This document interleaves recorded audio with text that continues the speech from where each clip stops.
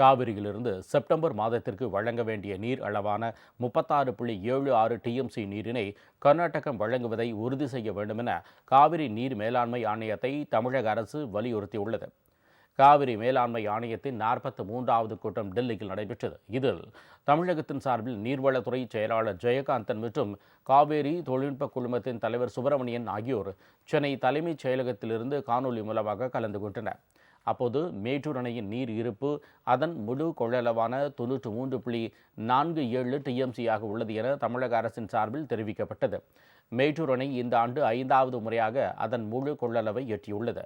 தற்போது அணைக்கு நீர்வரத்து வினாடிக்கு 7684 கன அடியாக உள்ளது.